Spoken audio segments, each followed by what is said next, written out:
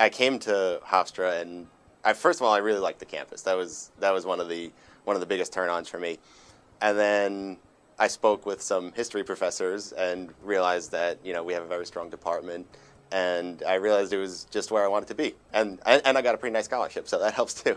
From a strictly personal point of view, the professors are all fantastic. I mean, I've built relationships with professors, and you really get the sense that they would just go out of their way for their students, which is very nice. You don't often get that.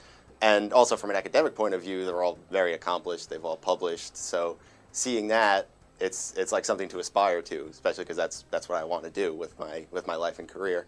When I was a freshman, I was finding my way a bit, but then when I became a sophomore, I really started loving the program, really, because I started taking the courses that were specific to me, and I took off from there. I really loved it.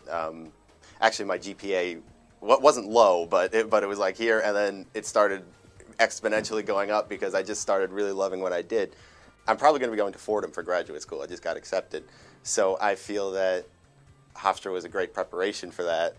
First of all, I got accepted. And second of all, because everybody seems very impressed that I went to to Hofstra rather. And I was just speaking to people from Fordham last night and introducing myself, and they all said, wow, Hofstra is a great program. It's really great that you're coming from that. Right now I'm accepted to the Masters for Fordham. They also have a PhD program, and I want to advance from the Masters to the PhD program, and I want to work towards being a college professor myself.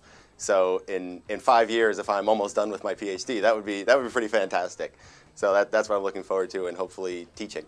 I'm a member of Phi Alpha Theta, the History National Honor Society, and I also just got inducted to Phi Beta Kappa, the Liberal Arts Honor Society, I suppose it is.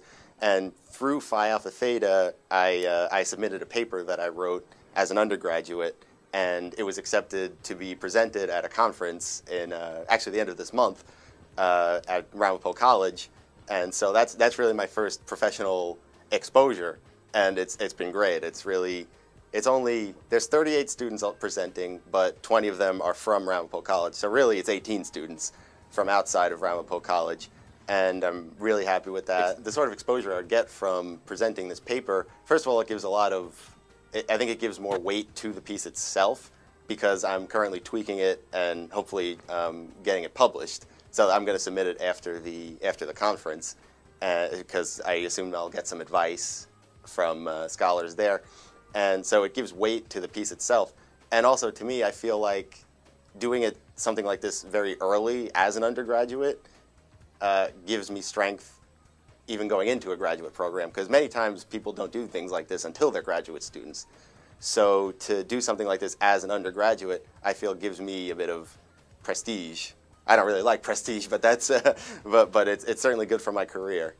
My advice to high school students would definitely be visit schools, visit as many as you can, talk to people. That's how you're going to get the best answer. And talk to students as well, not just faculty, because faculty is it's kind of their job to bring students in, but speaking to current students is probably the best advice you're going to get, because they'll give you all the unofficial things that maybe a professor wouldn't necessarily say to you. So by talking to people, visiting, getting advice is the best way to know that this is where you should be.